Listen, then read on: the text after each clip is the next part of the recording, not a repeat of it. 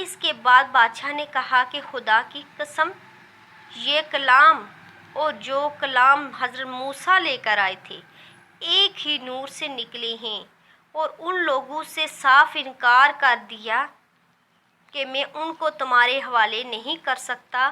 وہ لوگ بڑے پریشان ہوئے کہ بڑی ذلت اٹھانا پڑی۔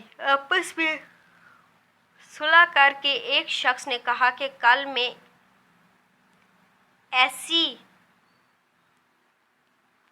تدبیر کروں گا کہ بادشاہ ان کو جڑ ہی کاٹ دے۔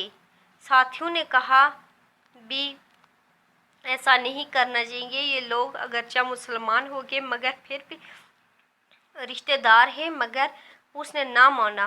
دوسرے دن پھر بادشاہ کے پاس گئے اور جا کر کہا کہ یہ لوگ حضرت عیسیٰ کی شان میں گستاخی کرتے ہیں، ان کو اللہ کا بیٹا نہیں مانتے۔ بادشاہ نے پھر مسلمانوں کو بلایا۔ صحابہ رضی اللہ تعالیٰ عنہ فرماتے ہیں کہ دوسرے دن کے بلانے سے ہمیں اور بھی زیادہ پریشانی ہوئی۔ بہرحال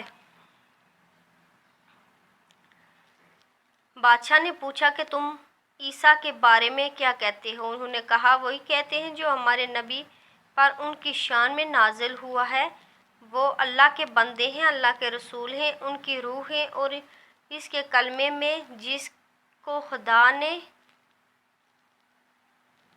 اور پاک مریم کی طرف ڈالا، خدا نے کنواری اور پاک مریم کی طرف ڈالا۔ نجاشی نے کہا کہ حضرت عیسیٰ بھی اس کے سوا کچھ نہیں فرماتے۔ پادری کے تحفے واپس کر دیے اور مسلمانوں سے کہا کہ امن سے رہو، جو تمہیں ستائے اس کو تاوان دینا پڑے گا۔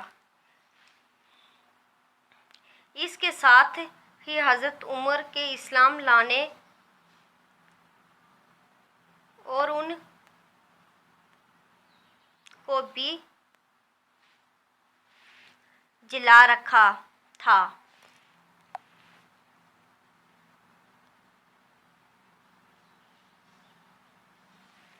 کو غلبہ ہو گیا۔ اس خبر سے جب حضرات خوش ہوئے تو اپنے وطن واپس آ گئے، لیکن مکہ مکرمہ کے قریب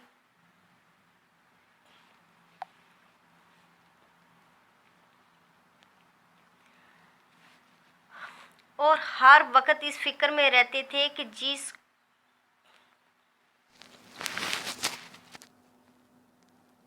کو اور بھی جلا رکھا تھا، اور ہر وقت اس فکر میں رہتے تھے کہ لوگوں کو ان سے ملنا جلنا بند ہو جائے اور اسلام کا چراغ کسی طرح بجھے۔ اس لیے صدارین مکہ کی بڑی جماعت نے آپس میں مشورہ کیا کہ اب کھلم کھلا محمد صلی اللہ علیہ وسلم کو قتل کر دیا جائے، لیکن قتل کر دینا بھی آسان کام نہ تھا، اس لیے کہ بنو ہاشم بھی بڑے جتھے اور اونچے طبقے کے لوگ شمار تھے۔ وہ اگرچہ مسلمان نہیں ہوئے تھے، لیکن جو مسلمان نہیں ہوئے تھے وہ بھی حضور صلی اللہ علیہ وسلم کے قتل ہو جانے پر آمادہ نہیں تھے، اس لیے ان سب کفار نے مل کر ایک معاہدہ کیا۔